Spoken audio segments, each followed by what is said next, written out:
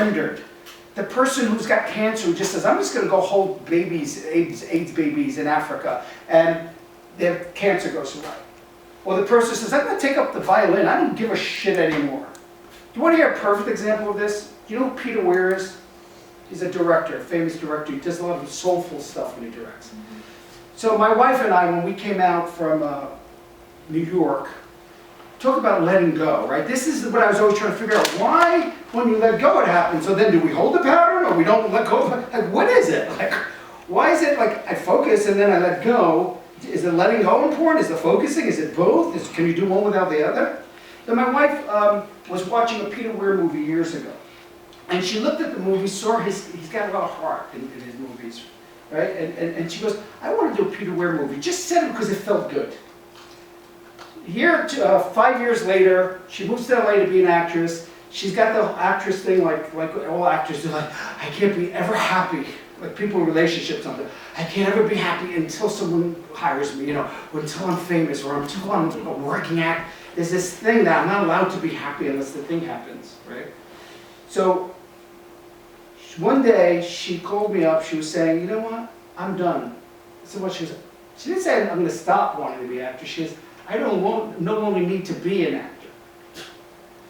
She says, I no longer need to be an actor. I'm going to get on my bike and enjoy my day. She got on her bike and was completely present. By the way, when I did this when I was 19, the voices talked me into this.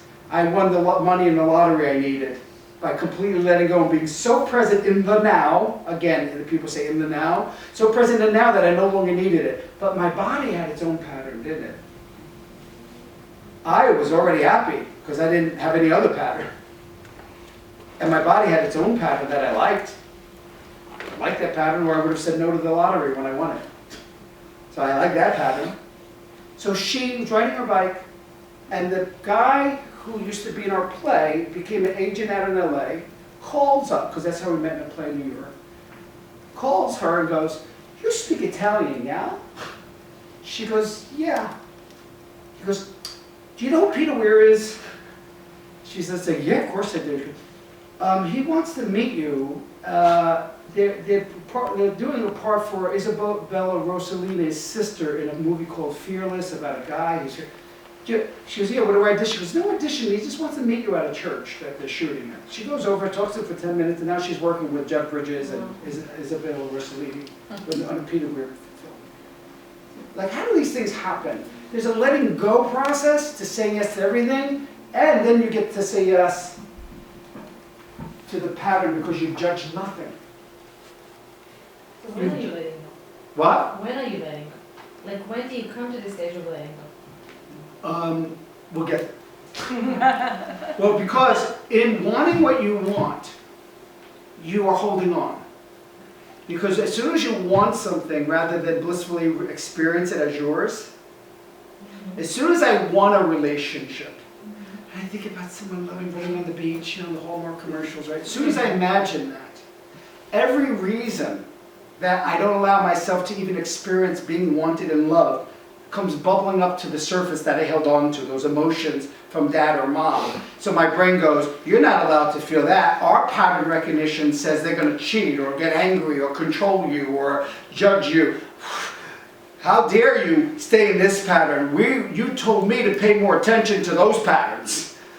So then my brain starts scanning for those unconscious patterns, and then I find the one who's going to criticize me or cheat on me or leave me or restrict me, whatever the pattern is, right? And so once you start to say those patterns can exist, they're called impermanence. They were supposed to be impermanent.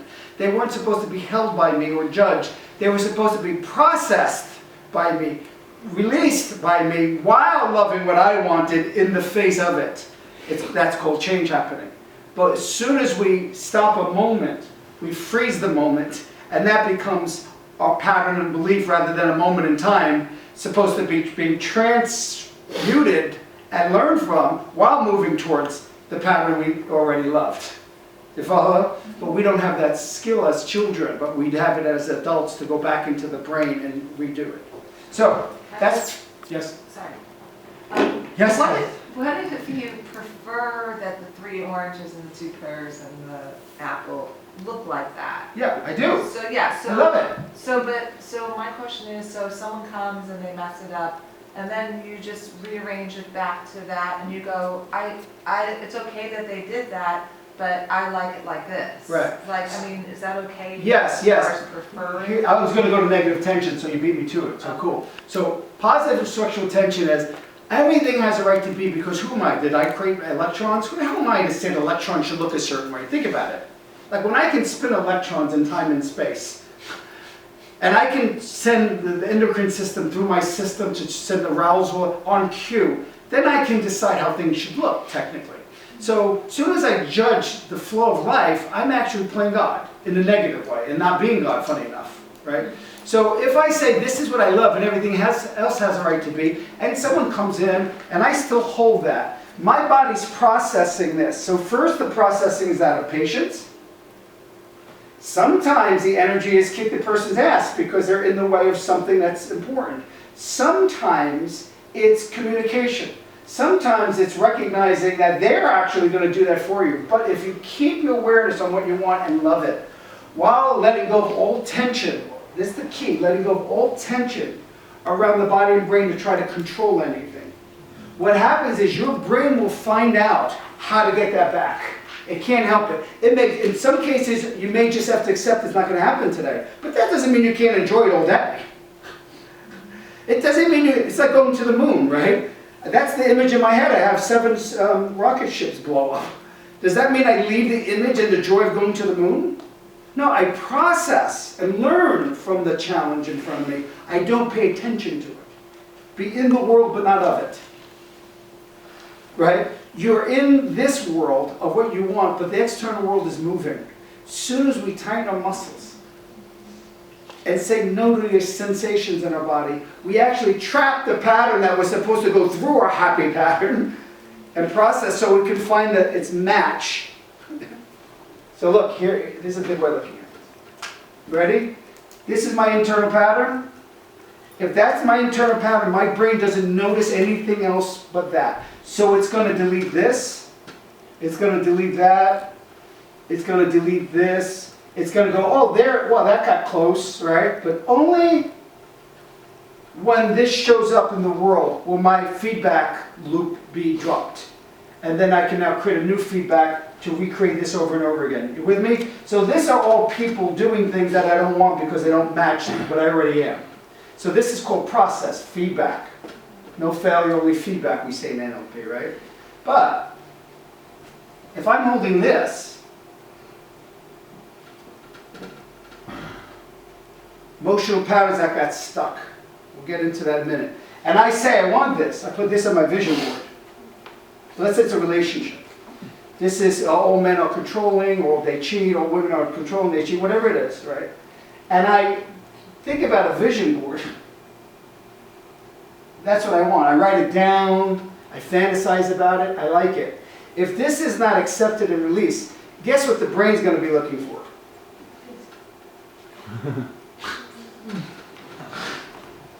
We will think that this person is that because they'll show up like that. For us to go, fantasy, fantasy.